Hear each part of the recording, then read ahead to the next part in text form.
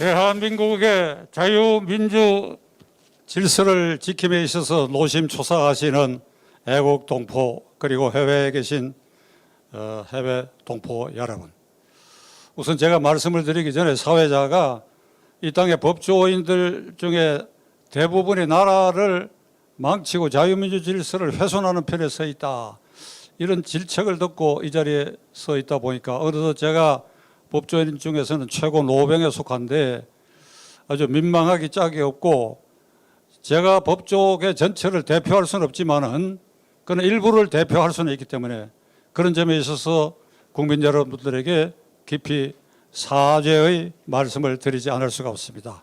대단히 죄송하고 부끄럽고 석고되지 않은 심정입니다. 지금 대한민국의 언론 상황은 국제사회에서 이 조롱거리가 되고 있습니다. 다름이 아니고 언론중재법을 개혁을 해가지고 비판 언론에 대한 재갈을 물리려고 하는 이 정권의 시도 때문입니다.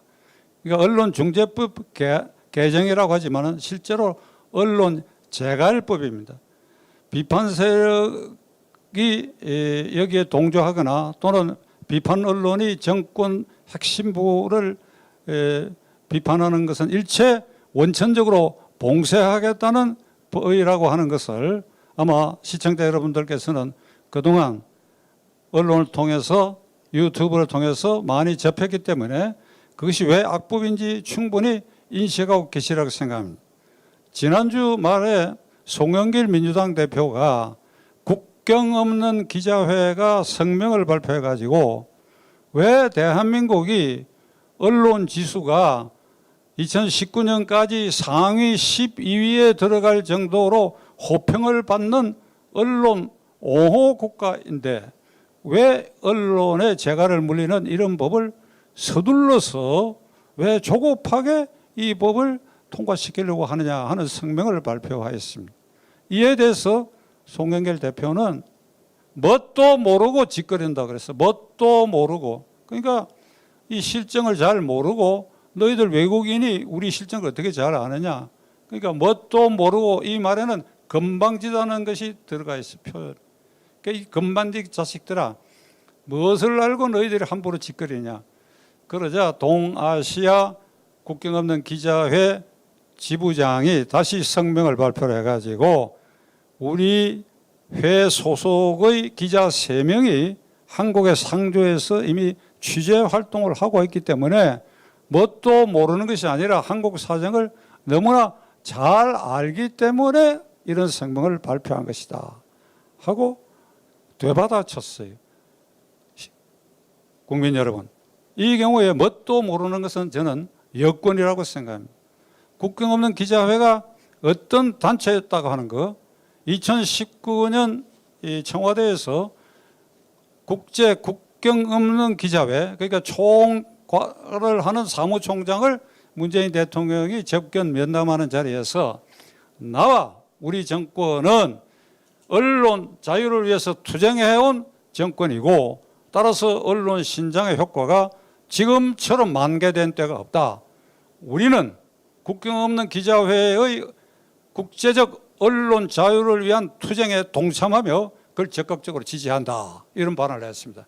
그 무렵까지 여권은 바로 국경 없는 기자회가 발표한 언론보호국 지수 12위에 들어가 있는 우리는 아주 우등 국가라고 하는 것을 바로 국경 없는 기자회의 이 발표를 인용하고 PR을 해왔는데 이번에 돌변해가지고 너희들 뭣도 모르고 우리를 비난하느냐 이렇게 되니까 이게 조롱거리가 될 수밖에 없지요. 뭣도 모르는 것은 너희들이다. 문재인 정권이다. 송영길 대표다. 여권 실세 너희들이다. 뭣도 모르는 거는. 더 웃기는 거는 이번 주 초에 서울에 주재하여 취재 활동을 하고 있는 외신 기자들, 외신 기자 클럽에서 민주당에 질의서를 보냈어요. 이번에 당신들이 기도하고 있는 언론중재법 개정안 그 제재 대상에 우리처럼 해외 언론이 서울에 주재하면서 취재하는 것도 포함되느냐 이렇게 질문서를 보냈더니 그건 아니다 이렇게 얘기했어요. 자, 여러분, 이 코미디 아닙니까? 서울 주재하는 외신 기자들이 대한민국 정부를 비판하거나 정권 실세 또는 대통령을 비판하는 기사를 쓸 때는 이들이 기도하고 있는 언론 재갈법에는 해당이 안 되고, 국내에 사는 국적이 한국인 기자들이 취재하는 것은 안 된다. 이게 완전히 조롱거리가 되고 말았습니다. 이제 국제적으로 가장 영향이 있는 국경 없는 기자회가 이런 태도를 보이는 것은 말할 것도 없고, 국제 언론인 협회, 국제 기자연맹, 국제 신문 편집인 협회 등 모든 국제적인 언론 단체에서 대한민국의 이 언론 재갈법에 대해서 철회하고 그리고 물러서라라고 하는 경고음을 계속 보내고 있습니다. 문재인 대통령은 2018년 백악관을 방문해 가지고 그 기자회견장에 트럼프 대통령하고 나란히 섰는데, 그때 폭스뉴스 기자가 이런 질문을 했어요. 대한민국 언론 상황이 나빠지기 시작하고 있다. 어떻게 생각하느냐 하는 질문에 대해서 천만의 말씀이다. 우리는 언론 보호국가 아직 12위인데 왜 그런 질문을 하냐. 이렇게 되받아쳤는데 이것 역시 웃음거리가 되고 말았어요. 최근에 미 상하원을 통틀 이게 정파를 초월한 미 의회 인권위원회가 한국의 이 대북 전단 금지법을 통과 시행하는 것에 대해서 맹렬히 비판하는 이 결의문을 채택했는데, 이것은 북한의 인권을 외면할 뿐 아니라 언론 자유를 통로를 막는 길이다. 그러니까 대한민국은 북한 인권에 외면하는 국가, 그리고 언론 통로를 막는 언론 침해 국가의 낙인이 찍힐 수밖에 없다. 이런 국제적 여론들이 빗발치고 있는데도 불구하고, 그리고 이 국제 언론 기구들은 대한민국의 제야 세력이 민주화 투쟁을 하는 고비고비마다 이 제야 세력들의 자유민주 질서 회복, 언론 탄압 중단을 요구하는 것에 대해서 늘 성원을 해왔습니다.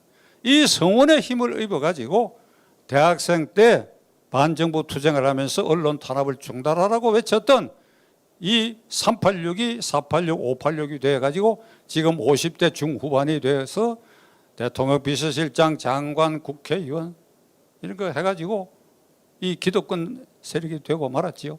돈도 벌었지요. 돈 벌었다는 얘기, 뭐 제가 이렇게 얘기하면 시청자 여러분들께서는 아마 다 웃으실 것입니다. 그렇지, 이들 돈도 벌었지요. 어디 가서 돈벌이하고 손에 흙 묻힌 일이 있고 땀을 흘린 일이 있습니까? 그저 20대 때 민주화 투쟁해서 잠깐, 내가 비하하는 거 아닙니다. 왜? 그들을 변론을 가장 많이 했던 당시 인권 변호사였기 때문에 뭐 6개월, 1년 정도 감옥에 갔다 온 거 그걸 훈장으로 달고 지금 그걸 가지고 민주당 대표, 비서실국, 대통령 비서실장 다 이거 해먹고 있는 거 아닙니까? 그러니까 이들이 병아리 때 일을 잊어버리고 있어요. 그때 죽으라고 언론 탄압 중단하라고 외치던 이들이 국제적으로 이게 조롱거리가 되고 있는데도, 그리고 지금 민주당 당내에도 상당한 양심분자들이 부글부글하고 이게 이렇게 되면 큰일 난다. 이게 우리가 후폭풍을 만날 수 있다 하는 압력이 있는데도 불구하고 이걸 반드시 이달 정도로 통과시키려고 하는 것이 오늘 아침 현재까지의 상황입니다. 문재인 대통령이 이 셈법이 있습니다. 문재인 대통령은 이 문제에 대해서 지금까지 입 한번 뻥긋하지 않았어요. 지난주에 대통령 비서실장이 국회에 나와가 이 문제의 질문을 받고 우리가 관여할 일이 아니다. 그러니까 이 언론 재갈법을 기획하고 추진하는 그 꼭대기점에 문재인 대통령이 앉아 있으니까 그가 실질적인 총지휘자입니다. 그 문재인 대통령의 셈법은 그러면 뭐냐?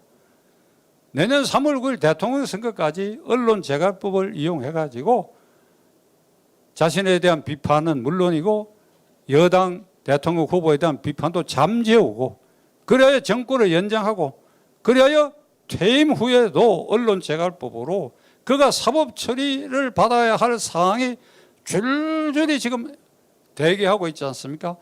가까이는 울산시장 부정선거 사건, 그 다음에 드루킹 사건에 김경수 지사가 구속됐지만 그게 추가될 공범이 문재인 대통령이다. 그러니까 이런 것들이 기다리고 있어. 월성 원전 1호기 경제성 조작 사건도 대통령 지시에 의해서 그렇게 된 것이다. 일일이 말할 수 없이 많이 있는데 제 손으로 헤아려봐도 한 30가지가 되는데 이거 피하는 방법으로 퇴임 후에도 언론재갈법을 이게 유효하게 활용할 수 있다라고 하는 셈법 때문에 이걸 반드시 통과시키려고 하고 있습니다. 자, 시청자 여러분 어떻게 해야 되겠습니까? 지금 국회의 이 야당은 무기력하기 짝이 없습니다. 제가 보다 못해가지고 제 유튜브 방송에서도 이게 계속해서 이 문제를 다루었고 그리고 야당 의원들에 대해서 이게 적극적으로 장외투쟁을 겸비해서 하라 이렇게까지 얘기를 했습니다. 그런데도 별로 움직임이 없어요. 그냥 뭐 산발적으로 대통령 후보 경선에 나온 사람들이 이렇게 하면 안 된다 뭐 이런 소리나 저지르고 있는데 제가 보다 못해가지고 국민의힘당 중진 의원 몇몇 사람들에게 직접 또는 간접으로 장외투쟁을 해라. 국민들 중에 상당수가 이게 왜 악범인지 모르는 분들도 많이 있다. 그러니까 국민의 민심을 격발시킨다. 그것이 야당의 도리 아니냐. 가장 효과적인 방법은 광화문이 봉쇄되어 있다고 하니까 국회에 로텐다홀을 점령하라. 국회에 로텐다홀을 점령하라. 300명이면 그 로텐다홀을 꽉 채우고 본회의장 출입구를 막을 수 있다. 거기서 농성을 해라. 그럼 그게 폭력적이고 불법 아니냐? 아니지요. 국회의원들이 한 10여 명씩 당원이나 측근 사람들을 데리고 들어가서 거기 퍼질고 앉아버리면 그리고 앉아버리면 그걸 최루탄을 쏘아가지고 쫓아내겠습니까? 경위를 동원해서 쫓아내겠습니까? 그런 사이에 그런 다소 시비가 있을 때 국민들이 왜 저들이 로텐다홀을 점령했느냐 하는 그 진실을 알게 될 때 밖에서도 분기탱천하게 된다. 아, 이런 일이라도 한번 해봐라. 이런데 대답이 없어. 대답이 없어. 국민 여러분 어떻게 해야 되겠습니까? 결국 이것도 우리가 지켜내야 할 이건데 어떤 방법으로 해야 될 것인가? 우리 각자가 깊이 생각하는 이 며칠이 되어야 될 것 같습니다. 저들의 국회 통과를 막기 위해서 바깥의 민심이 어떻다 하는 것을 구체적으로 보여줄 필요가 있다고 저는 생각합니다. 저는 문재인 대통령과 그 정권 실세들에게 그대들이 현재 기도하고 있는 언론재갈법은 만일 그것을 통과시키고 시행한다고 한다면 그대들의 불행은 하늘에 예약하는 꼴이 될 것이다. 하늘에 예약하는 것이다. 그들의 불행, 정권의 종말이 오고 이 일에 관여했던 정권 실세 문재인 대통령은 천벌을 받게 될 것이다. 제가 왜 감히 이런 얘기를 하느냐. 우리는 지난날에서 교훈을 얻어야 돼요. 수백 년 전 일도 하고 100여 년 일도 아니에요. 자유당 말기 1958년 12월 24일 크리스마스 이브 날 60년 3월 15일 선거를 1년 3개월 남겨둔 그 시점에 국가보안법을 개정을 했는데 여기에 언론 재갈 조항을 넣어놨어요. 정권을 향한 허위 보도를 할 때는 이게 심사위를 구성해갖고 그 언론사에 경고한다. 이런 정도예요. 그러나 이것이 그 당시에 민심을 아주 극도로 자극하고 반정부적으로 돌아서게 하는 계기가 됐는데도 이들은 막무가내로 그 크리스마스 이브 날 야당 의원들이 농성하고 있어. 이걸 강제로 끌어내고 그 끌어내는 과정에서 마포 출신 김상돈 의원은 이게 장파열까지 일으키고 하는 이런 일이 생겼는데 그렇게 해서 아주 폭력적으로 이 법을 통과시켰는데 결국 어찌 되냐. 1년 3개월 뒤에 그들은 천벌을 받아 자유당은 종모를 구하고 그 관련자들 전부 혁명재판에 회부됐던 일이 있습니다. 이게 문재인 대통령 그리고 정권 실세 여러분, 송영길 대표와 민주당 의원 여러분, 이게 수천 년 전 일입니까? 수백 년 전 일입니까? 자유당 말기의 일입니다. 이게 어떻게 딱 대통령 선거를 앞두고 한 요 구조까지 똑같고 그 내용, 재갈을 물리는 내용은 지금 이 법이 아주 극악하고 국제사회에서 조롱거리가 되어 있고 이거야말로 강행해서 시행한다고 하면 이 이상 천벌받을 일이 이 정권에 있겠느냐. 정신 차려라. 정신 차려라. 당신들. 끝까지 경청해 주셔서 감사합니다.